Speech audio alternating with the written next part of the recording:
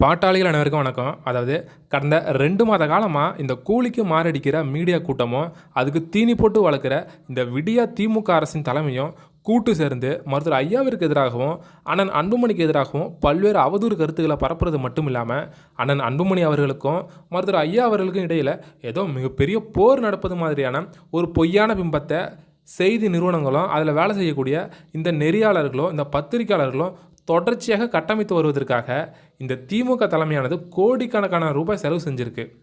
இதுக்கு பின்னால் இருக்கக்கூடிய முதன்மையான காரணம் என்னன்னு கேட்டுக்கிட்டிங்கன்னா, மருத்துவர் ஐயா அவர்கள் கடந்த மாதம் நடைபெற்ற வன்னியர் சங்க மாநாட்டில் மிக விரைவில் 10.5% இடஒதுக்கீட்டிற்கு ஆதரவாக வரலாறு காணாத வகையில் போராட்டத்தை நடத்தியிருப்பதாக கூறிய ஐயாவினுடைய அந்த அறிவிப்பு தான் திமுக தலைமையின் தூக்கத்தை கலைச்சிருக்குன்னு சொல்லணும்.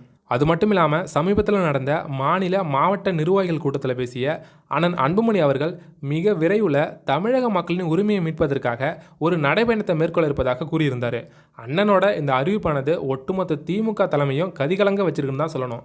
மருத்துவர் ஐயாவினுடைய இடஒதுக்கீட்டிற்கான போராட்டமும், அண்ணன் அன்புமணி அவர்களுடைய மக்கள் உரிமை மீட்பு நடைபயணமும் கிரவுண்ட் லெவலில் பாட்டாளி மக்கள் கட்சிக்கு மிகப்பெரிய எழுச்சியை தரப்போகிறது மட்டும் இல்லாமல், இது திமுகவிற்கு எதிரான மனநிலையை மக்கள் மத்தியில் இன்னும் வலுவாக கட்டமைக்கும் என்பதை உளவுத்துறை அறிக்கையின் மூலமாக முன்கூட்டியே தெரிந்து கொண்ட இந்த விடியா திமுக அரசு பாட்டாளி மக்கள் கட்சியினுடைய செயல் திட்டங்களை முறியடித்து பாமகவின் எழுச்சியை எப்படியாச்சும் கட்டுப்படுத்திடணும்னு பல்வேறு உள்ளடி வேலைகளை செய்து வருவதாகவும் சொல்லப்படுது. மேலும் இதன் காரணமாகத்தான் மருத்துவர் ஐயாவிற்கும் அண்ணன் அன்புமணிக்கும் இடையில் ஏற்பட்ட சிறிய கருத்து முரண்பாட்டை மிகப்பெரிய அளவில் பேசுபொருளாக்கி அதனை ஊடக விவாதங்கள் வரைக்கும் கொண்டு போய் சேர்த்துருக்கு இந்த திமுக தலைமை. மேலும் அண்ணன் அன்புமணி அவர்கள் அதிமுக பாஜக கூட்டணிக்கு போக விரும்புவதாகவும், ஆனால் மருத்துவர் ஐயா அவர்கள் திமுக காங்கிரஸ் கூட்டணிக்கு போக விரும்புவதால் தான் இருவருக்கும் இடையில் மிகப்பெரிய சண்டை நடப்பது மாதிரியான ஒரு பொய்யான பிம்பத்தை கட்டமைக்க முயன்ற திமுகவின் எண்ணங்களை சுக்குநூறாக்குற விதமாக இன்றைய தினம் மருத்துவர் ஐயா அவர்கள் ஒரு பேட்டி கொடுத்திருந்தார். அந்த பேட்டியில் தமிழகத்தில் 2026 கட்டாயம் ஆட்சி மாற்றம் ஏற்பட்டுன்னு சொல்லியிருந்தார்.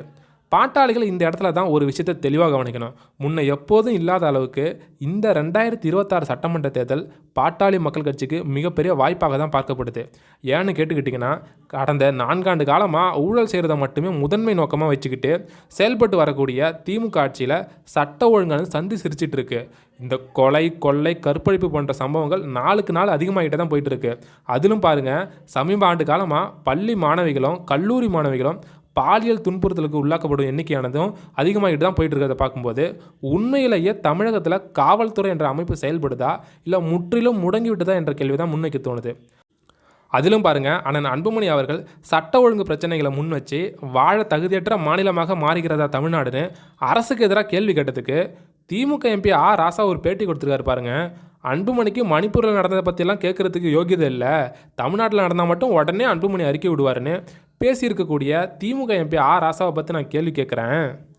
தமிழகத்தில் நடக்கக்கூடிய 90% கொலை, கொள்ளை, கற்பழிப்பு சம்பவங்களுக்கு மதுவும் போதைப் பொருட்களும் தான் முதன்மை காரணமாக இருக்குன்னு சொல்லி கடந்த 40 ஆண்டு காலமாக பாமக போராடிட்டு வருது. உண்மையிலேயே திமுகவிற்கு திராணி இருந்திருந்தா, முதுகெலும்பு உள்ள ஒரு அரசாக இருந்திருந்தா, ஒரு யோகியமான அரசாக இருந்திருந்தால் என்ன பண்ணியிருந்திருக்கணும்? மது ஒழிப்பை நடைமுறைப்படுத்தியிருக்கணும். ஆனால் அதை நடைமுறைப்படுத்த துப்பு இல்லாத சாராய மாடல் அரசு இருக்குது. அன்புமணி அவர்களுக்கு எதிராக பேச என்ன தகுதி இருக்குது? தமிழகத்தில் மதுவினால் எத்தனை பெண்கள் தாலி எடுத்தாலும் சாராய மாடல் திராவிட அரசுக்கு எந்த கவலையும் கிடையாது. அவர்களை பொறுத்த வரைக்கும் மதுவிலிருந்து வரும் வருமானமோ பாட்டிலுக்கு 10 ரூபாய் கமிஷன் தான் முக்கியமே தவிர வேறு எந்த கவலையும் கிடையாது. ஆக மக்கள் மத்தியில் மிகப்பெரிய அதிருப்தி திமுக ஆட்சிக்கு எதிராக நாளுக்கு நாள் அதிகரித்து வரதை பார்க்கும்போது, மிக விரைவில் மிகப்பெரிய தேர்தல் தோல்வியை திமுகவிற்கு மக்கள் பரிசாக அளிப்பார்கள் என்பதில் மாற்று கருத்து இல்லைன்னு தான் சொல்லுவேன். மேலும் திமுகவில் இருக்கக்கூடிய பல்வேறு அமைச்சர்கள், சட்டமன்ற, நாடாளுமன்ற உறுப்பினர்கள் மீதான ஊழல் குற்றச்சாட்டு வழக்குகள் அனைத்தும் அமலாக்கத்துறையின் நேரடி கவனிப்பில் வந்திருப்பது திமுகவிற்கு இந்த தேர்தலில் மிகப்பெரிய தலைவலியை உருவாக்கக்கூட போகிறது என்பதை இங்கே நான் பதிவு செய்ய கடமைப்பட்டிருக்கேன். அது மட்டும் இல்லாமல் திமுகவில் 2026 சட்டமன்ற தேர்தலில் திமுகவில் யார் யாருக்கெல்லாம் சீட்டு கொடுக்க வேண்டும் என்பதில் சபரீசன் தரப்பிற்கும் உதயநிதி தரப்பிற்கும் இப்போதிலிருந்து பிரச்சனை ஆரம்பம் ஆகிவிட்ட சூழலில் அது தேர்தல் நெருங்க மேலும் மேலும் வலிமையாகக்கூடும் என்பது தான் எதிர்பார்க்கப்படுது. சபரீசன் தரப்பிற்கும் உதயநிதி தரப்பிற்கும் இடையேயான இந்த மோதலால் வரும் 2026 சட்டமன்ற தேர்தலில் கட்சிக்குள்ளேயே பல்வேறு உள்ளடி வேலைகள் பார்த்து இருதரப்பு கோஷ்டிகளும் மோதிக்கொள்ள தயாராகி வருவதும் கூட பாட்டாளி மக்கள் கட்சிக்கு மிகப்பெரிய வாய்ப்பாக தான் பார்க்கப்படுதுன்னு சொல்லுவேன். மேலும் இன்னொரு பக்கம் பாஜகவும் அதிமுகவும் கூட்டணி அமைத்திருந்தாலும் கூட அது ஒரு முழுமை பெறாத முழு வடிவம் பெறாத ஒரு கூட்டணியாக தான் காட்சி அமைச்சிட்டு வருது. மேலும் விஜய் அவர்களும் கூட இந்த தேர்தலில் 234 தொகுதிகளிலும் தனித்து களமிறங்க இருப்பதும் கூட பாட்டாளி மக்கள் கட்சிக்கு மிகப்பெரிய வாய்ப்பாக தான் இருக்கும். ஏன்னு கேட்டுக்கிட்டிங்கன்னா, கடந்த முறை திமுகவின் வெற்றிக்கு மிகப்பெரிய அளவில் உதவியாக இருந்த கிறிஸ்தவ இஸ்லாமிய வாக்குகளும் தலித் சமூக வாக்குகளும் இந்த முறை விஜய் கட்சிக்கு ஆதரவாக போகும் என்பதால் இது திமுக மற்றும் அதன் கூட்டணி கட்சியினுடைய வாக்கு வங்கியில் மிகப்பெரிய சரிவை நிச்சயம் ஏற்படுத்தும். அவ்வாறு நிகழும் பட்சத்தில் நிச்சயமாக பாமக தனித்து நின்றாலும் கூட தமிழகத்தில் 25 சட்டமன்ற தொகுதிகளை எளிதாக வெற்றி பெற முடியும். ஒருவேளை பாமக எதிர்க்கட்சிகளோட கூட்டணி அமைச்சு தேர்தலில் களமிறங்கினா 50 தொகுதிகளில் வேட்பாளர் நிறுத்தி அதில் 40 முதல் 45 சட்டமன்ற தொகுதிகளில் மிக எளிதாக கைப்பற்ற வாய்ப்பு இருக்குது என்பதையும் இங்கே நான் பதிவு செய்ய கடமைப்பட்டிருக்கேன்.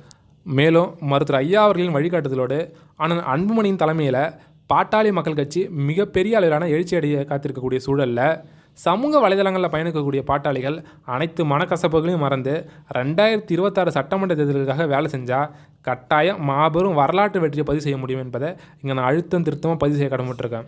மேலும் வரப்போகின்ற 2026 சட்டமன்ற தேர்தல் தான் வன்னியர்களுக்கான 10.5% தனி இடஒதுக்கீட்டை கோரிக்கை வைத்து பெறப்போகிற இடத்துல பாமக இருக்க போகுதா, இல்லை கையொப்பமிட்டு 10.5% இடஒதுக்கீட்டை கொடுக்க போகிற இடத்துல பாமக இருக்க போகின்றதா என்பதை நிர்ணயிக்கும் தேர்தல் 2026 சட்டமன்ற தேர்தல் தான் என்பதை நினைவில் வச்சுக்கிட்டு பாட்டாளிகள் செயல்பட வேண்டும் என்பதையும் இங்கே நான் பதிவு செய்ய கடமைப்பட்டிருக்கேன். மேலும் இன்றைக்கும் நேற்றுக்கும் வேணும்னா தமிழக மீடியாக்கள் அண்ணாமலை விஜய்னு கூப்பிட்டு இருந்திருக்கலாம். ஆனால் பாட்டாளி மக்கள் கட்சியினுடைய தலைவர் அண்ணன் அன்புமணி ராமதாஸ் அவர்கள் தமிழக மக்கள் உரிமை மீட்பு நடைபயணத்தை மேற்கொள்ளும் போது ஒட்டுமொத்த மீடியாக்கள் மட்டும் இல்லாமல் ஒட்டுமொத்த தமிழக மக்களும் சமூக நீதிக்காவலர் மருத்துவர் ஐயாவினுடைய கொள்கையை ஏற்றுக்கொண்டு பாட்டாளி மக்கள் கட்சிக்கு ஆதரவாக அண்ணன் அன்புமணி தலைமையில் அணி திரள்வார்கள் என்பதையும் அன்றைய தினம் ஆளுங்கட்சியான திமுகவிற்கு சாவு மணி அடிக்கப்படும் என்பதையும் ஒரு எச்சரிக்கை பதிவாக சொல்லி விரும்புகிறேன். நீங்கள் அவளோடு எதிர்பார்த்திருக்கின்ற ஒன்றை நான் சொல்ல விரும்புகின்றேன். அது இதுவாகத்தான் இருக்கும். 10.5 10.5 சொல்லிகிட்டே இருக்கீங்களே தவிர அவங்க கொடுக்குற மாதிரி இல்லை. அதனால் போராட்டத்தை அறிவியுங்கள்.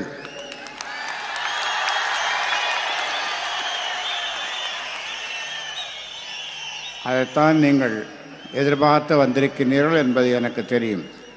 நிச்சயமாக போராட்டத்தை அறிவிப்போம்.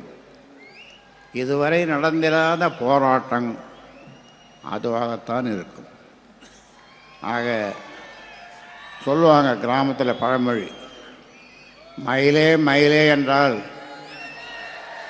அது போடாது, இறகு போடாது. அதனால் அதுக்கு அடுத்த வார்த்தை நான் சொல்ல விரும்பல. ஆக அந்த போராட்டத்துக்காக நாம்